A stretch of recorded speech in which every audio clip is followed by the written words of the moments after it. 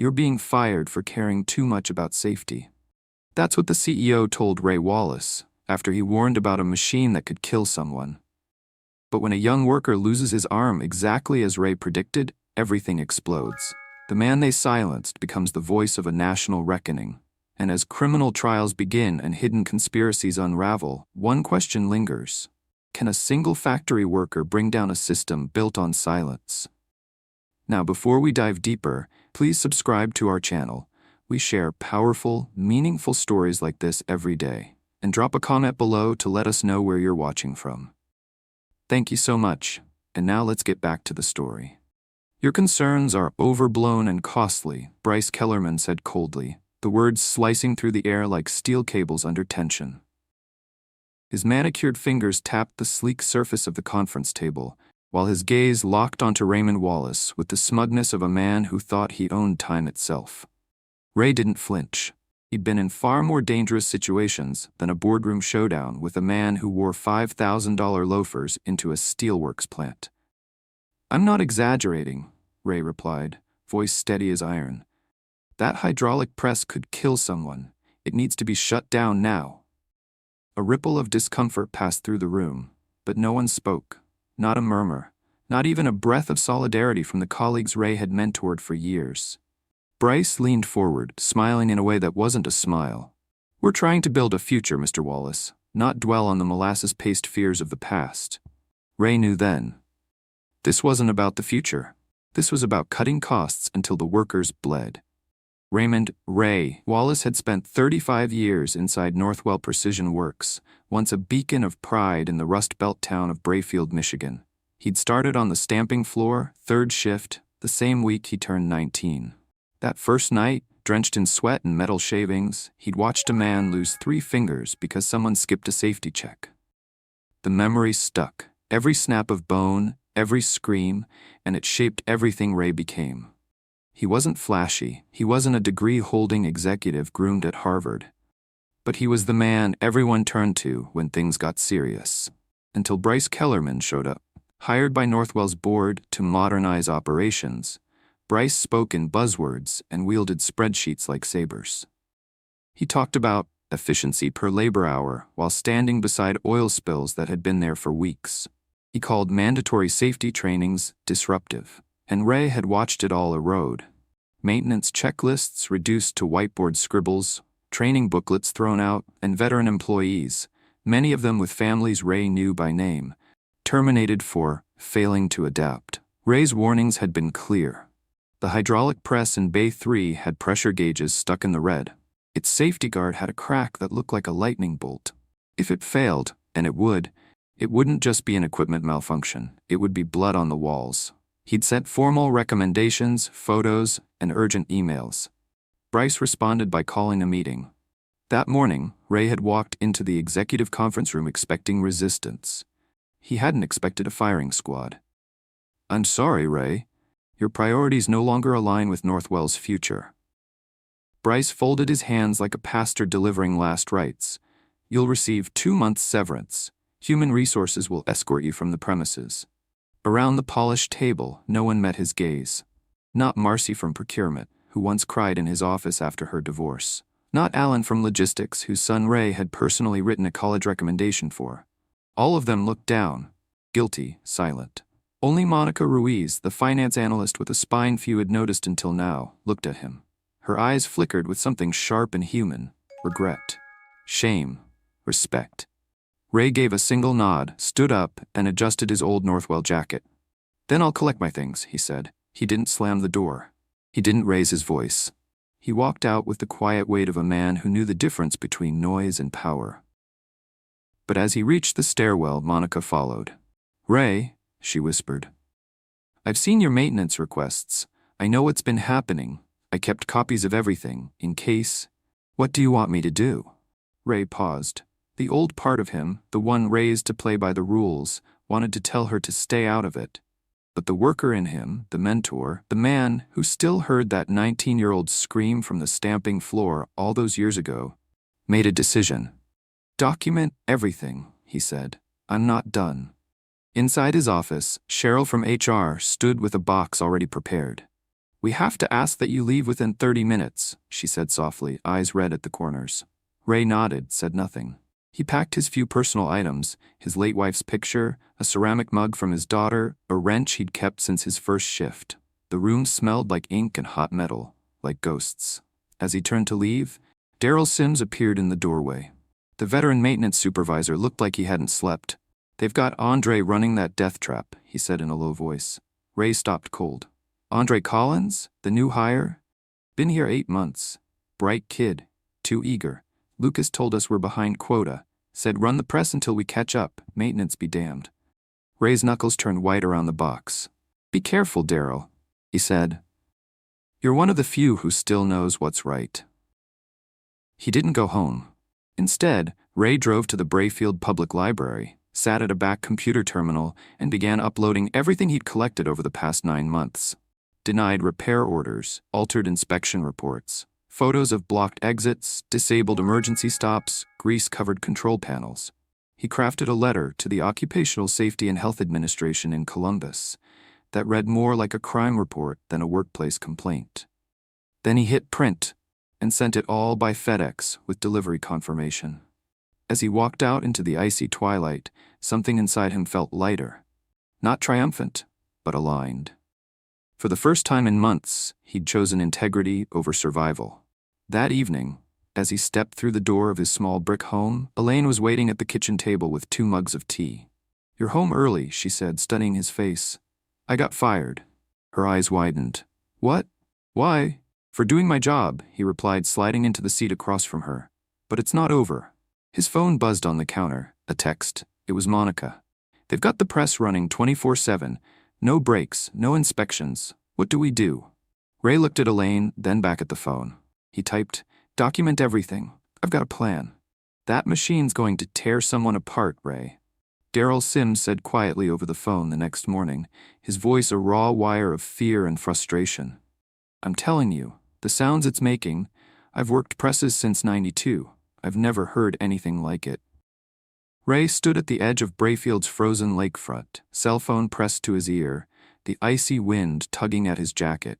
His breath steamed as he stared out at the water, motionless except for distant ripples under a thin crust of ice. There was something haunting about the stillness, like the quiet before a storm. 3 temps on it now, Daryl continued. Bryce is pushing double shifts, no maintenance breaks. He told us if we miss quota again, heads will roll. Ray closed his eyes. Andre Collins was one of those temps, bright-eyed, quick to smile, desperate to prove himself. He wouldn't know the danger until it was too late. Ray didn't waste another moment. By noon, he was sitting across from Karen Cho, the lead investigative journalist at the Brayfield Gazette. Her office was small, cluttered with binders, photos, and a corkboard filled with yellowing headlines. Corrupt water contract exposed. School board budget scandal. City councilman indicted. Karen was sharp-eyed, mid-30s, and skeptical by default. "So you're saying Northwell's running dangerous equipment and falsifying records?" she asked, eyebrow raised. "That's a pretty serious claim." Ray didn't flinch. "It's not a claim, it's a fact." He slid a folder across the desk. Inside were dated photos, maintenance logs, emails, all damning. Karen flipped through them with silent intensity, the room shrinking with every new page she turned. "And why bring this to me?" she finally asked. "I tried OSHA, but they move slow. Bureaucracy has procedures. Machines don't wait. Someone's going to die if we don't act now." Karen looked up, and for a moment the skepticism cracked. "This will take more than a folder and a worried former manager." Ray leaned in. "Then maybe you should hurry, because I've got more than paperwork. I've got people. People inside that plant who know what's going on." His phone buzzed again. This time, the message froze his breath in his chest. "Monica Ruiz? Jason's hurt. It's bad. The hydraulic press." They rushed him out in an ambulance. Ray's hands trembled as he looked up. "Someone just got hurt," he said, barely recognizing his own voice. "His name's Jason. Jason Collins. I tried to stop this. I begged them." Karen stared at him, the color draining from her face. "You just got your confirmation." Later that evening, Northwell's CEO Bryce Kellerman stood behind a podium outside the plant. Cameras clicked, microphones buzzed, and his perfectly rehearsed sorrow hung in the air like a fog. "We are deeply saddened by the unfortunate accident involving one of our newest team members," he intoned. "Safety has always been Northwell's top priority. This appears to be an isolated case of operator error. We are launching a full internal investigation." Ray watched the broadcast from his living room, Elaine silent beside him. The lies flowed as smoothly as water down a drain. But then came the real blow. Bryce's expression hardened. "Unfortunately," he continued, "we believe the incident may have stemmed from deliberate sabotage. A recently terminated employee had expressed dissatisfaction with our protocols. We are cooperating with law enforcement as they pursue all leads." Elaine gasped. "He's blaming you?" Ray didn't move, his jaw locked, his eyes burned. He didn't need to hear his name to know exactly who Bryce meant. The next morning, 2 uniformed officers knocked on his door. "Mr. Wallace," one said, "we'd like to ask you some questions regarding the accident at Northwell Precision Works." Ray didn't protest. He'd expected it. But as they left, his phone rang again. This time it was Martin Keller, a seasoned union attorney who had battled corporate cover-ups longer than Bryce Kellerman had worn cufflinks. "They're setting you up, Ray," Martin said, voice firm and clear. "This is classic corporate misdirection. Blame the fired employee. Deflect the liability. Smear you in the press until the heat dies down." "They've got cameras," Ray argued. "I wasn't even near the plant." "They control the footage," Martin replied. "This isn't about truth. It's about liability. They're trying to keep their insurance from spiking and deflect Jason's lawsuit onto you." Ray's fists clenched. "Then what do we do?" "We fight with facts," Martin said. "You've got documents. We need more. Internal communications, maintenance logs, and we need witnesses willing to speak." That night, in Martin's office, Ray met with Daryl Sims and Monica Ruiz. Both looked tired, tense, but determined. "Bryce made us sign new NDAs," Monica said. "Said if we talk to anyone outside the company, we're out." "But you're here," Ray said. Daryl's expression darkened. "I've been here 30 years. What happened to Jason? That's not who we are. That's not who I am." Monica pulled a USB stick from her purse. "I've got it all. Maintenance requests, emails that, and one especially damning reply from Bryce after the manufacturer warned about that press. He told us to find workarounds." Ray stared at the small device as if it were a live grenade. And in a way it was. Martin reviewed the files, growing more serious with every scroll. "This isn't just negligence," he said. "This is criminal. Bryce knowingly overrode safety warnings. He put untrained workers on dangerous machines, and now he's trying to pin the fallout on you." "That's not all," Daryl added grimly. "I recorded Bryce's training session for the temps. Want to hear what he considers safety?" He hit play. Bryce's voice filled the room. "Here's the power button. That's the stop. Just don't be dumb. We've got quotas to meet." Ray exhaled slowly. "That's maybe 2% of the proper training." "Jason didn't even get that," Daryl said. "Bryce told him to figure it out and walked away." The room went quiet. Ray's face hardened into something colder than steel. He buried the inspection report, ignored warnings. Now Jason may lose his arm. "What's our move?" he asked Martin. Martin stood. "First, we clear your name. Then, we take down Bryce Kellerman." The next morning, a convoy of white vans rolled into Northwell Precision Works. No one had been warned. No emails. No internal memos. Just the unmistakable blue jackets with bold white letters. OSHA. Occupational Safety and Health Administration. Inside, Leah Donnelly, the same investigator Ray had met in a Brayfield coffee shop days earlier, led a team of 6 inspectors into the facility. Clipboards ready, cameras recording, eyes sharp. Daryl Sims was waiting by the loading dock. He gave Leah a nod. "Glad you made it," he said under his breath. "You gave us reason," Leah replied. Behind her, inspectors fanned out like bloodhounds on a trail, stopping at safety signs, chemical storage areas, and, most importantly, Bay 3, where Jason Collins had lost his arm. The hydraulic press was still stained with rust, oil, and the ugly shadow of what had happened. Leah paused in front of it. "Tag it," she told an agent. "It's the first place we start." Back at Martin Keller's law office, Ray sat with a heavy binder on the table in front of him. It held everything. Monica's USB data, Daryl's recordings, even transcripts of Bryce's internal memos. Martin looked up from his laptop. "You've officially been cleared," he said. "Security footage from 2 nearby businesses shows you were nowhere near Northwell the morning of the accident. That kills their sabotage theory." Ray exhaled for the first time in days. Martin wasn't done. I leaked the documents to the Brayfield Gazette. Ray's brow rose. All of them? Everything but your address. 2 days later, Karen Cho's front-page article hit doorsteps and inboxes across the state. Whistleblower vindicated. Northwell manager warned of safety dangers before tragic press accident. The piece spared no one. It named Bryce Kellerman. It outlined how Ray had submitted formal complaints, how the press had been red flagged by the manufacturer, how Jason had been assigned without proper training, and how the company tried to smear the man who had tried to prevent it all. In Jason Collins' hospital room, the young man read the article twice. His left arm was gone below the elbow. But his voice wasn't. That evening, WXYZ News aired an exclusive interview with Jason, recorded from his hospital bed. He looked straight into the camera, eyes clear, lips firm despite the trauma. "I was told to run that machine without training," he said. "I didn't even know what the emergency stop did until it was too late. Ray Wallace tried to get that press shut down. If they'd listened, I'd still have my arm." The city of Brayfield erupted. At Northwell, Bryce Kellerman watched the broadcast from a private conference room. When Jason's interview ended, a second video aired. OSHA's report summary. 78 separate violations. 4 considered life-threatening. Several tied directly to the hydraulic press. Reporters outside the factory were waiting with fresh questions. "Mr. Kellerman, did you personally authorize unsafe equipment usage? Why were maintenance records altered under your leadership? Is it true you ignored an official warning from the press manufacturer?"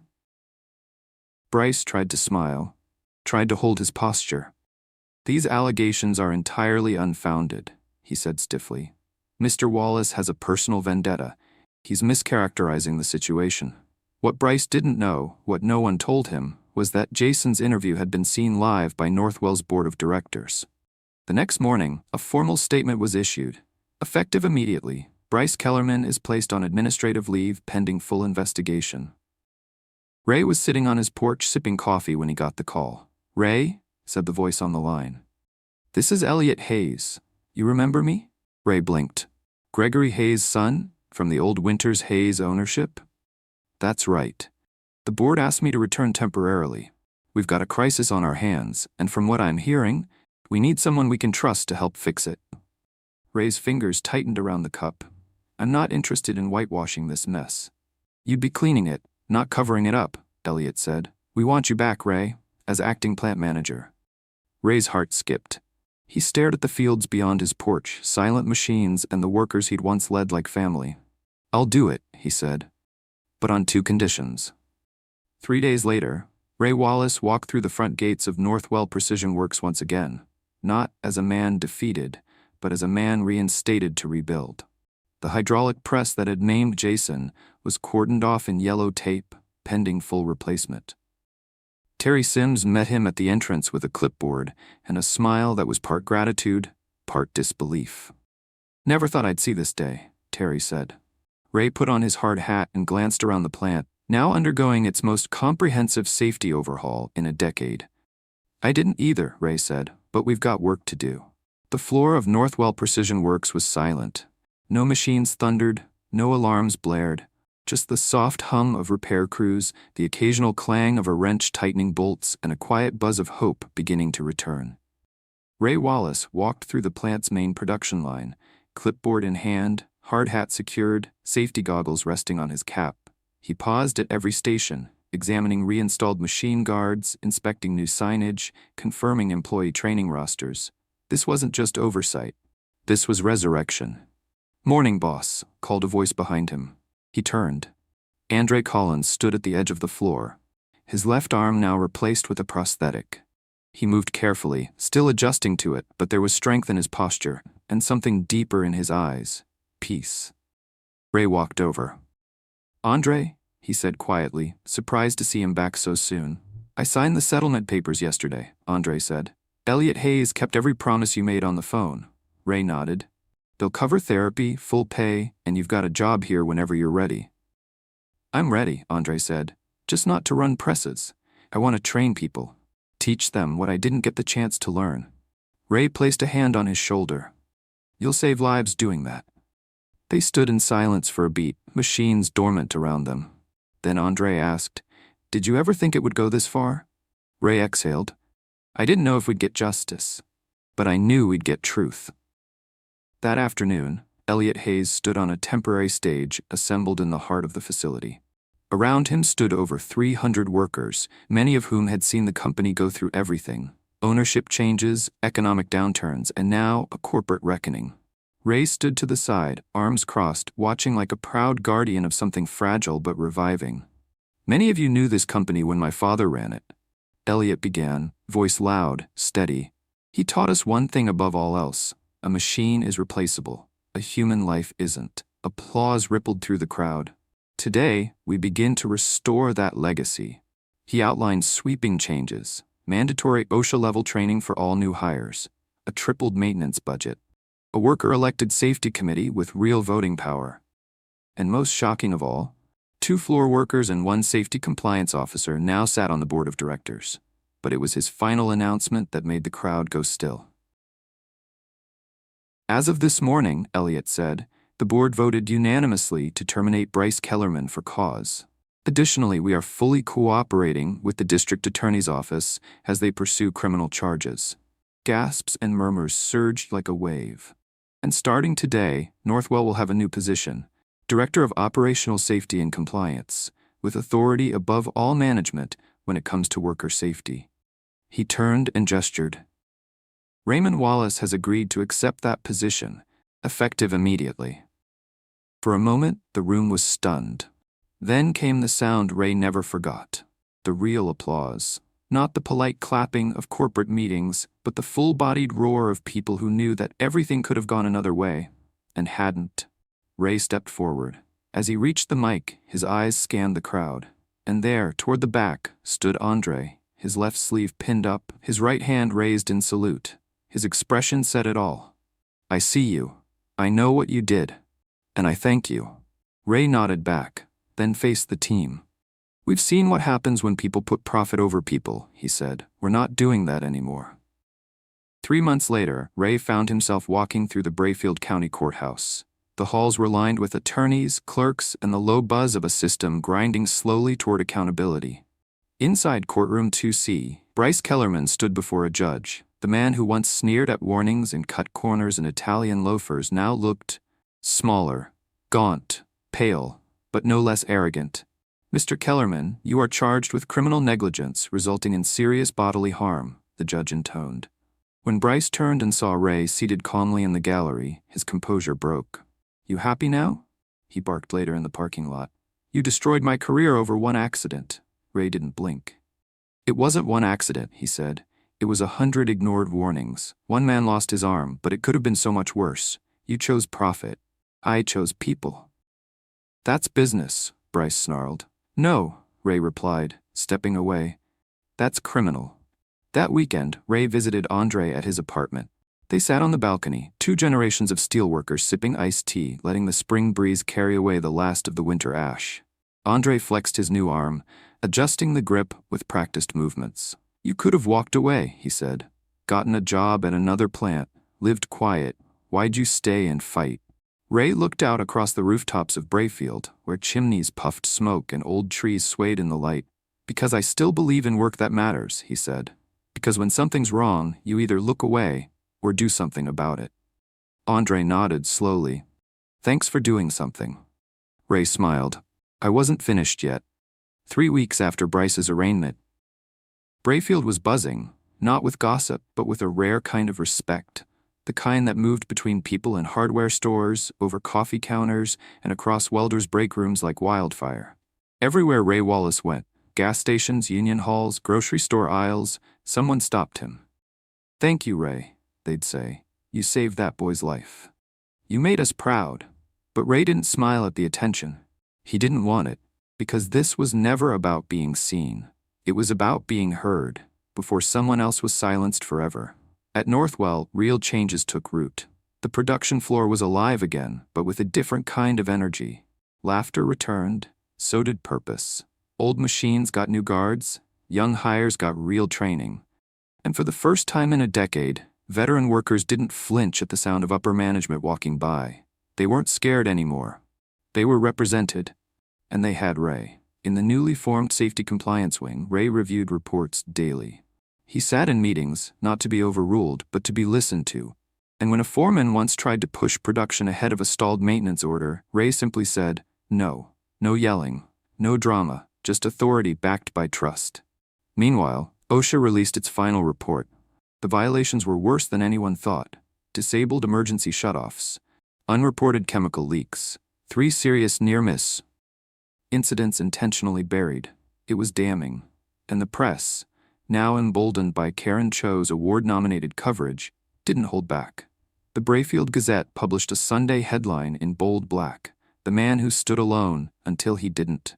A photo of Ray, in hard hat and goggles, standing beside Andre Collins, arm around his shoulder, became an image of reckoning and redemption. The world outside their small town started paying attention. Other plants across Michigan began rechecking their own protocols. One even cited Ray's story during a shareholder meeting. What had started as a quiet firing became a national case study in whistleblower accountability and worker safety reform. But not all the noise was encouraging. Ray received 2 anonymous letters in the mail. One read, "You destroyed a good man's life. Hope it was worth it." The second simply said, "People like you ruin business." Elaine found the second one before Ray did and nearly ripped it in half. "You want me to call the police?" she asked. Ray shook his head. "Let 'em write. We're building. They're bitter." She poured him coffee and set it down gently. "Still? You okay?" Ray looked out the window, saw the clouds drifting east, then nodded. "I'm not trying to be a hero, Elle. I just didn't want to go home knowing I stayed quiet." That week, Northwell hosted its first ever worker town hall. Streamed online and open to every employee, floor staff to finance. Elliot Hayes opened the meeting, but it was Ray who closed it. He stood at the podium, calloused hands resting on a folder of talking points he never read. Because when he spoke, it came from memory and from something older than policy. "I've been here a long time," Ray began. "Long enough to see this place change. Sometimes for the better. Sometimes not." He looked around. "I stayed because I believed in what we built, and I fought because as it was falling apart."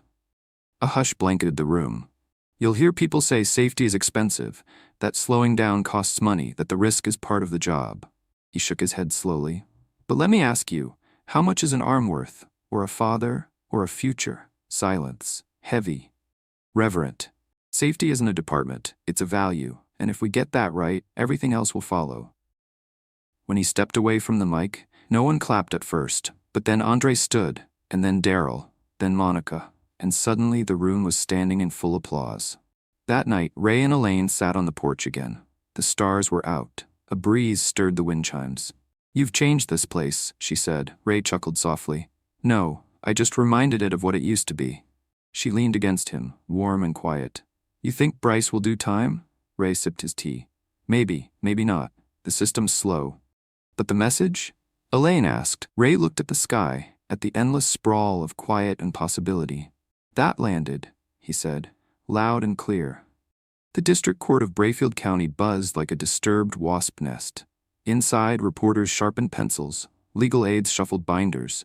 The clerk called out names like it was roll call in a war zone. And at the defense table, dressed in a custom Navy suit, Bryce Kellerman sat smugly behind his legal team, his hands folded over a leather briefcase, eyes scanning the courtroom like he still owned it. He didn't. He had lost everything, his position, his influence, and most of all, the illusion of control. But now he was fighting not to salvage his reputation. He was fighting to stay out of prison. Criminal negligence, the judge read from the docket. Falsification of internal safety reports. Suppression of manufacturer warnings, and obstruction of justice tied to whistleblower retaliation. Bryce's lawyer, Mitchell Crane, sleek and expensive, rose to his feet. "We plead not guilty on all counts, Your Honor." From the gallery, Ray Wallace watched, impassive. He knew this game. Delay, discredit, distract. It was corporate crisis management 101. But he also knew something Bryce didn't. The workers were no longer afraid. Outside the courtroom, a crowd had gathered, workers in steel-toed boots, retirees with union jackets, even a few students holding hand-painted signs. "One arm equals one charge? How many for a life?" Ray was right.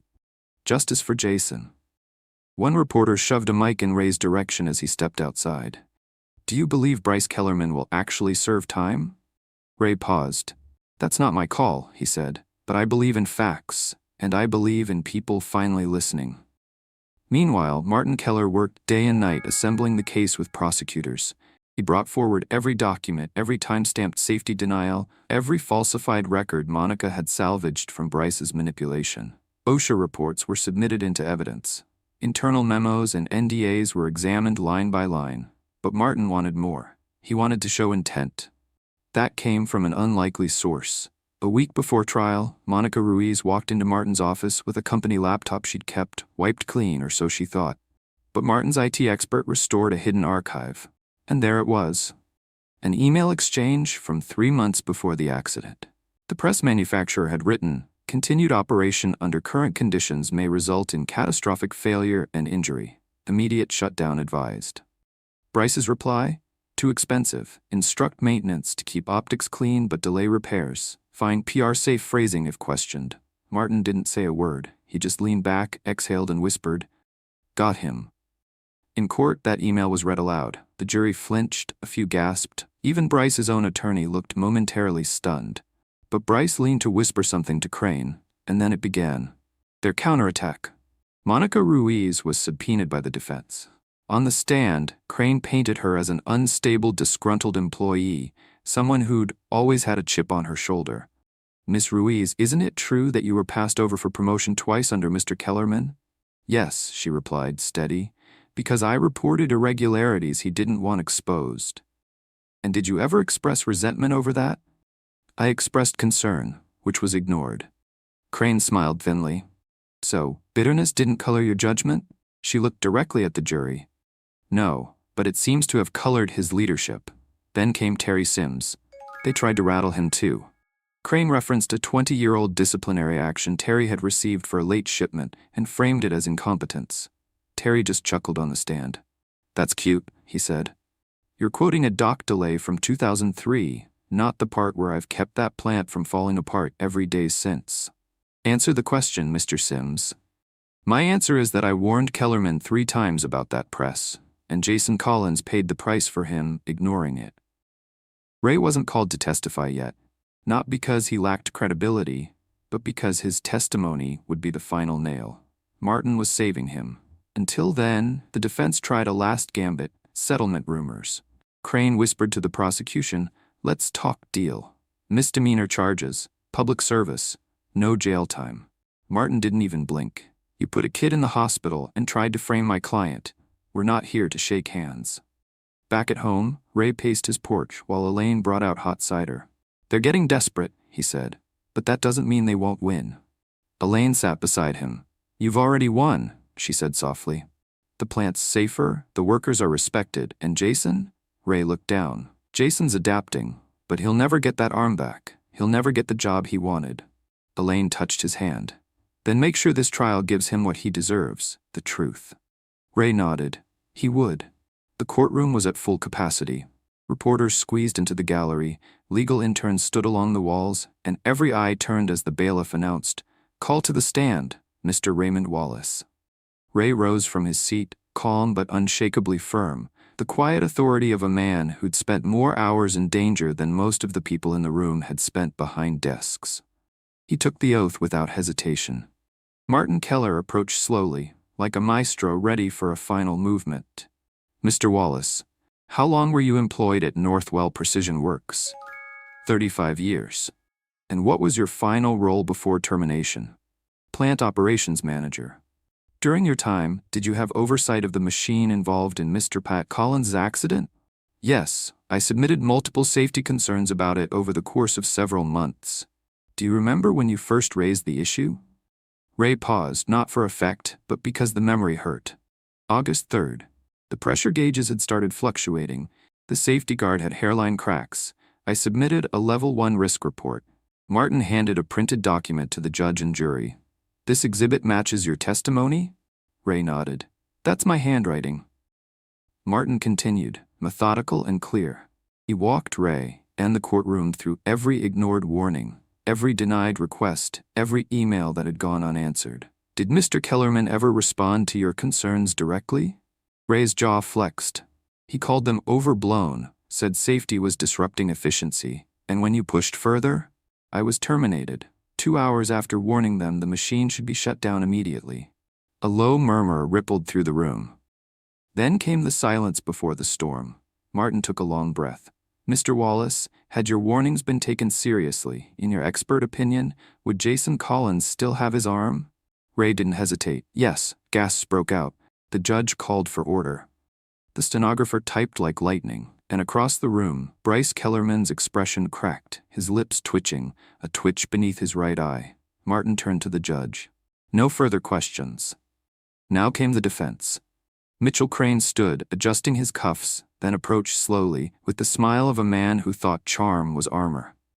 Mr. Wallace, you're clearly a seasoned professional, he began, his tone falsely respectful. But would you agree that sometimes safety concerns are subjective? Ray tilted his head. Not when there's visible structural damage and repeated mechanical failure. Crane nodded, pretending to accept it. And yet, you didn't shut the press down yourself? I wasn't authorized to do that unilaterally. I documented it, reported it, and escalated it. But you didn't unplug it. Why? Because that's sabotage, Ray said flatly. I chose to follow protocol, not destroy evidence. Crane shifted, trying to pivot. Is it true you kept files on your colleagues, Mr. Wallace? I kept documentation, on machinery, not people. But you took that documentation home? Yes, because I knew what they'd try to erase. Isn't it true you hoped the company would suffer for what happened? Ray's eyes narrowed, not in anger, but in disbelief. I hoped no one would die. That was my hope. I wasn't looking to burn the place down. I was trying to stop people from being buried under it. A long silence followed. Crane looked as if he had more, something tucked away, a surprise card. But he didn't, because every lie had already been exposed. After Ray left the stand, the judge called a recess. Outside the courthouse, the crowd had doubled, and this time they weren't holding signs. They were holding photos of Jason, young, smiling, full of potential. Ray stood off to the side, away from the cameras. Andre Collins approached quietly, his prosthetic glinting in the sun. I watched every word, he said. Ray looked up. Was I fair?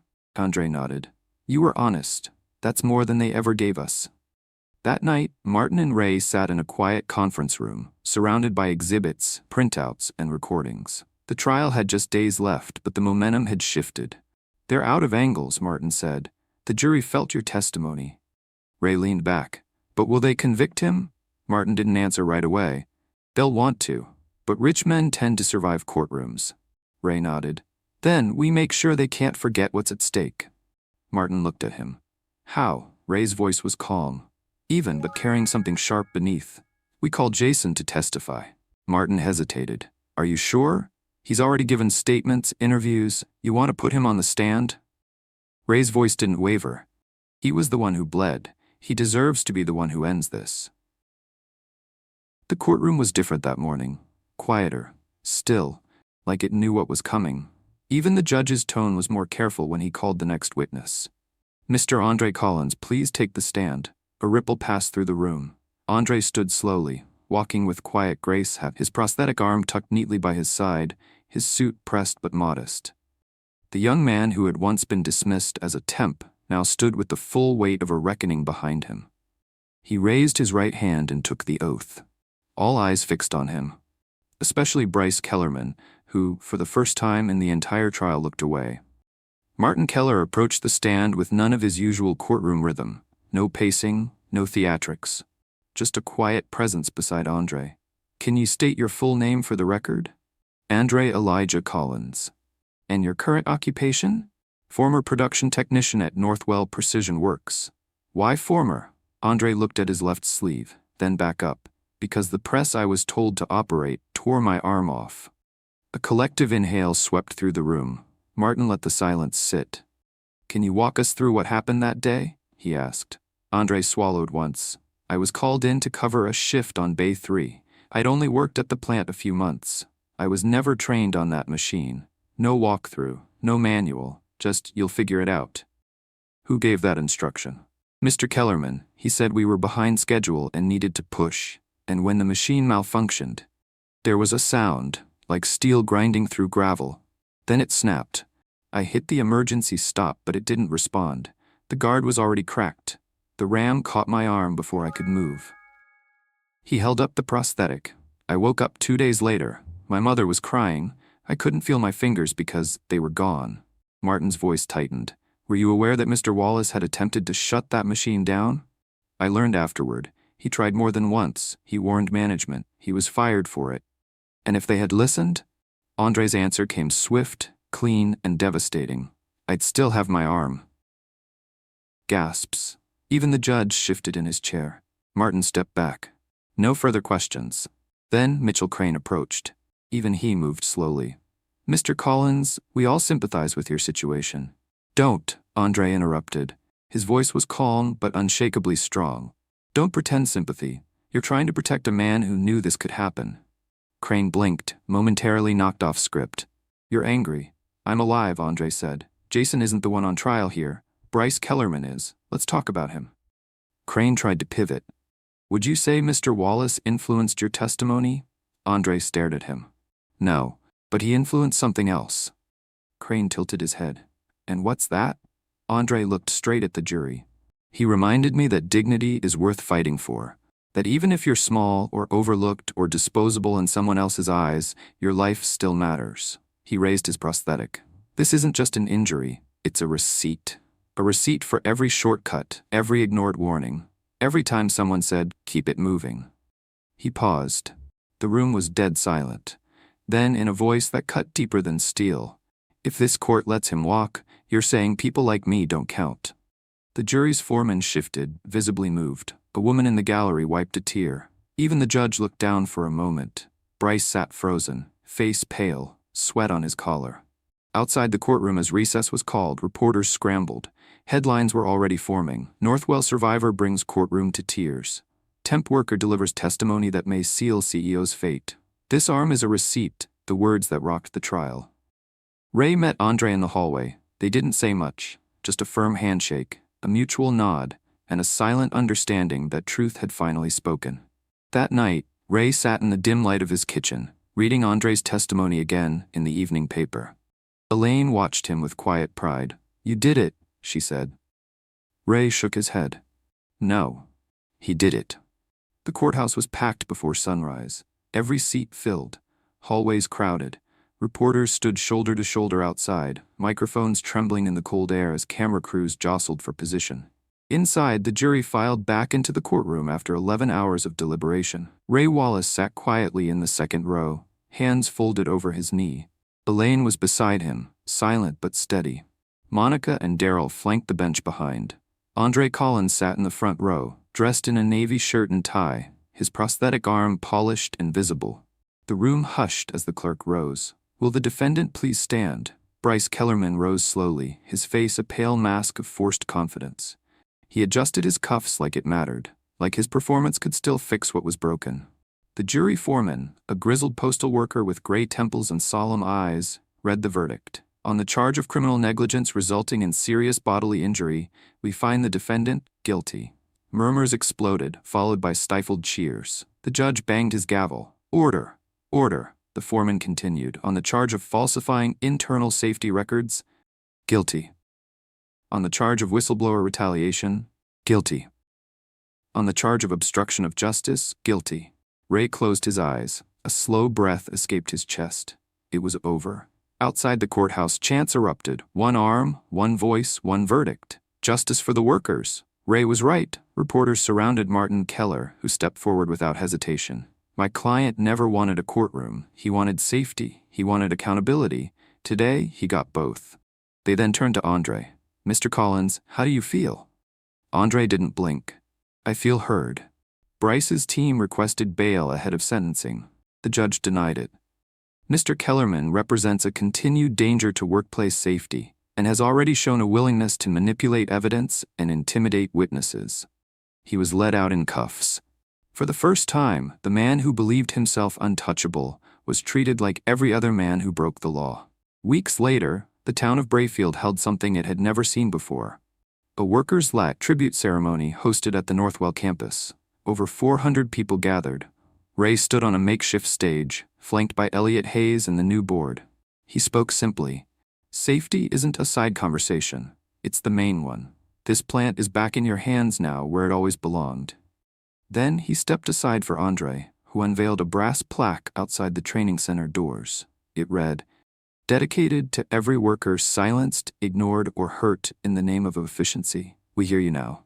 But even as the town healed, the fight wasn't quite over. Because 3 weeks before Bryce's sentencing hearing, a sealed envelope arrived at Ray's home. No return address. Inside was a single page, an internal memo from Northwell's previous private equity ownership, dated a full year before Bryce's arrival. The memo detailed a deliberate cost-slashing strategy, suggesting they bring in a CEO willing to suppress safety concerns, fast-track production timelines, and shift liability structures to middle management. At the bottom of the memo, 6 signatures, all board members at the time. Ray read it 3 times, then handed it to Martin. "This goes deeper," Ray said. "Bryce wasn't the disease, he was the symptom." Martin nodded, expression darkening. "Then we're not finished." It started with a headline, "Whistleblower uncovers board-level conspiracy to suppress safety warnings at Northwell." By the time Brayfield woke up the next morning, the news had spread statewide. Within 48 hours, it made national broadcasts. Ray Wallace hadn't planned on more battles. But when the truth came knocking again, this time in the form of a buried internal memo, he opened the door and stood firm. The document he found in the anonymous envelope wasn't just a smoking gun.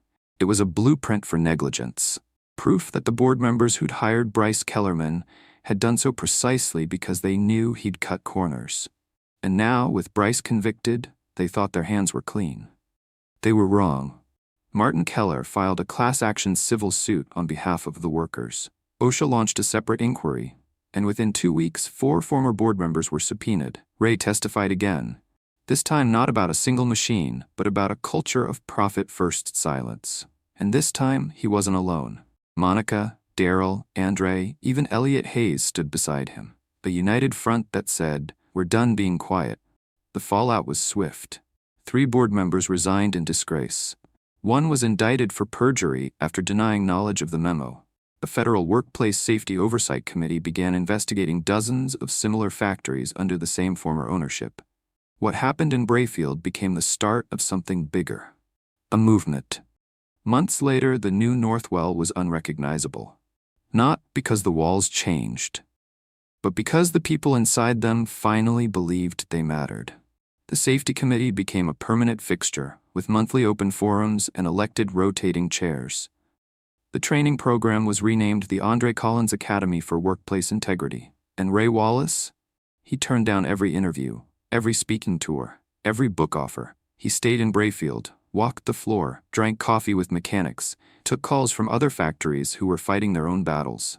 Because some men don't want a spotlight. They want impact. But one event, just one, he couldn't turn down. The county hosted a dedication at the new Labor Museum wing in Brayfield, and unveiled a statue. It wasn't grand, it wasn't polished bronze, it was cast in steel, forged locally. A life-sized figure of a man in a hard hat holding a clipboard in one hand and a raised wrench in the other. The plaque read, "Raymond Wallace, the man who said no, because silence never built anything worth keeping." Ray stood quietly at the back as the crowd applauded. Andre found him and whispered, "You okay?" Ray just smiled. "I finally fixed the one machine I'd ignored too long." "What machine?" Ray looked around at the workers, the families, the kids climbing the museum steps. "The system." Later, as the sun set, Ray sat with Elaine on their porch. The fields were golden, the breeze soft. "You know," she said, "all this started with one thing." Ray turned. "What?" "You refused to look away." Ray chuckled. "I just listened to the sound the press was making, and I knew something was going to break." She squeezed his hand. "Turns out it wasn't you. Some men are fired and disappear, but Ray Wallace was fired and made history. He didn't raise his voice, didn't throw fists, and didn't need a badge of power. He used evidence, truth, and an unshakable moral compass. And in doing so, he didn't just save one worker's life. He changed the lives of hundreds. This wasn't the story of a whistleblower. It was the story of a man who refused to walk away when everything told him to. Because sometimes the strongest voice in the room is the one that says no when everyone else stays silent.